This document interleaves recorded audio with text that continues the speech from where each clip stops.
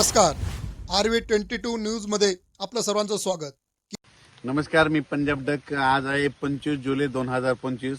मी म्हटलं होतं ना पाऊस सुरू होईल, तर हे पाऊस सुरू झालेला आहे. मी माझ्या शेतामध्ये आणि हे आमचा 3x1 कापूस आहे. या ठिकाणाहून माझ्या महाराष्ट्रातल्या शेतकऱ्याला अंदाज देणार आहे.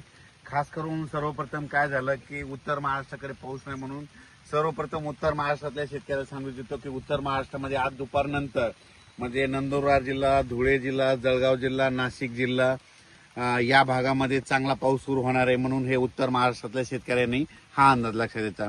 म्हणजे तो पाऊस उत्तर महाराष्ट्राकडे म्हणजे 25, 26, 27, 28, 29 तारखेपर्यंत तुमच्या 4 जिल्ह्यामध्ये पडणार आहे. म्हणून हे अंदाज लक्षात घ्यायचा. दररोज वेगवेगळ्या भागात पडणार आहे. काही ठिकाणी जोरात पडणार आहे, कुठं मुसळधार पडणार आहे, कुठं अतिमुसळधार पडणार आहे.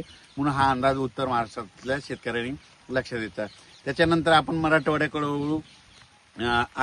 मराठवाड्यामध्ये देखील अहिल्यानगर भागात देखील पाऊस कमी आहे.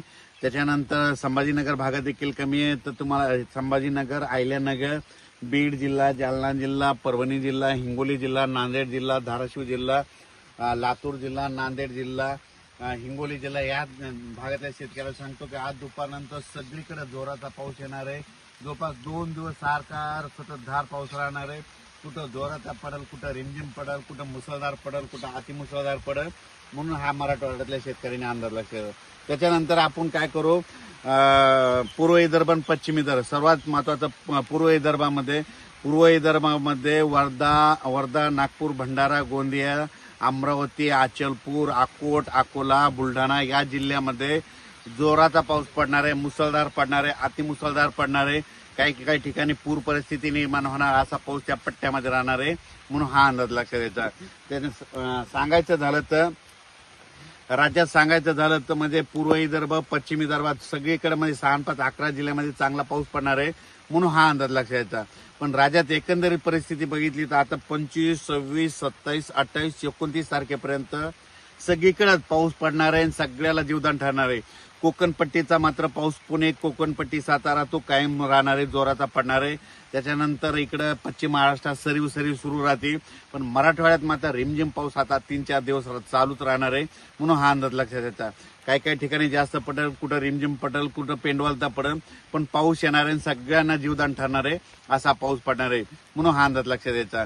सगळ्यात जास्त पाऊस म्हणजे अतिमुसळधार पाऊस तुम्हाला सांगू इच्छितो नागपूर जिल्हा, वर्धा जिल्हा, भंडारा जिल्हा, त्याच्यानंतर अमरावती, त्याच्यानंतर अकोल्याच्या नंतर बुलढाण्यानंतर जळगाव, त्याच्यानंतर नंदुरबार आणि तिकडे मध्य प्रदेश, गुजरातकडे मुसळधार पाऊस, अतिमुसळधार पाऊस पडणार आहे. म्हणून हा अंदाज लक्षात. आणखीन 4 दिवस पावसाचं वातावरण आहे. 29 तारखेला परत राज्यात सूर्यदर्शन होणार आहे. 29 पासून शेतकऱ्यांनी 10 ऑगस्ट पर्यंत तुम्ही शेतीचे कामे करून घ्या, कारण की ऑगस्टच्या दुसऱ्या आठवड्यात परत असाच सर्वदूर राज्यभर पाऊस येणार आहे. म्हणून हा अंदाज लक्षात द्यायचा. अचानक वातावरणात बदल झाला तर लगेच एक मेसेज दिला आहे. पण तरी सांगतो, ज्या भागात अद्यापही पाऊस पडला नाही तर त्या भागात म्हणजे शिर्डी, कोपरगाव, राहुरी, नेवासा ह्या भागात, संगमनेरचा काही भाग त्या भागामध्ये आणि त्याच्यानंतर रावेर, यावल, पाचोरा या भागामध्ये पाऊस नाही पडलेला. तिकडे ह्यामध्ये आजपासून तिकडल्या भागात पाऊस पडणार आहे. म्हणून त्यांच्यासाठी आनंदाची बातमी. अचानक वातावरणात बदल झाला तर लगेच एक मेसेज दिला जाईल. धन्यवाद.